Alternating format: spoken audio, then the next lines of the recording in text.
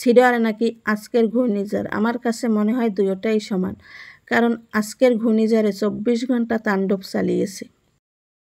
এই 24 ঘন্টার বন্যায় কি হয়েছে সেটাই আজকে শেয়ার করব, এবং সাথে একটা কেকও আমি ডেলিভারি কিভাবে দিয়েছি।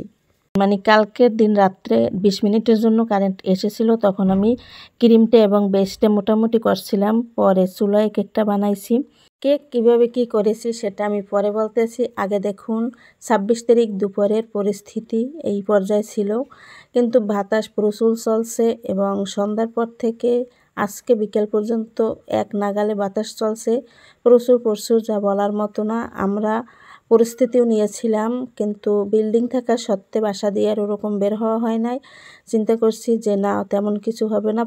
এত ভয়াবহতা এবং নির্ঘুম একটি রাত্রেও কালকে আমরা দেখেছি। তো সকালবেলা একটু ঘুম পড়েছি জাস্ট, তার ভিতরে আবার উঠে দেখি যে প্রচুর বাতাস আমাদের উড়িয়ে নিয়ে যাচ্ছিল। এই যে এটা ছিল একদম সকালের ক্লিপ, তারপর এটা ছিল 10টা থেকে 11টায় এই সময় একটা ক্লিপ, তারপর আবার প্রচুর বন্যা হয় 12টা 1টার দিকে, তখনের ক্লিপ। তারপর যখন একটু বন্যাটা কমেছে তখন মেয়েরা গেছে ছাদে, যেয়ে দেখে আমার আমড়া গাছের অবস্থা কী আর বলবো।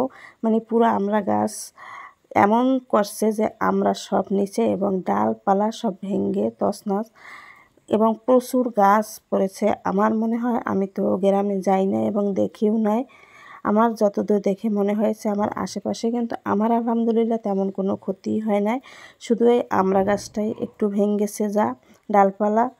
আমি এবার এই ছোট ছোট আমড়াগুলো একটু বানিয়ে খেয়ে দেখছিলাম যে কেমন লাগে। আসলে অনেক মজার হয়েছে, আপনাদের সাথে শেয়ার করবো আনে। এখন দেখুন আমার চারপাশের পরিস্থিতি কত সুন্দর, তাই না? মনে হয় যেন আমি সাগরের মাঝে বসে আছি। মানে রাস্তাঘাট কোনো কিছুই নাই, সব কিছু পানিতে পুরাই নিচে, পানির একদম তলায় গেছে। এটা শুধুই বৃষ্টির পানি, জোবার পানি ওরকম আমাদের এখানে আসে নাই। এখন বাজারে যেতে হলে সাঁতরিয়ে যেতে হবে এর উপর থেকে।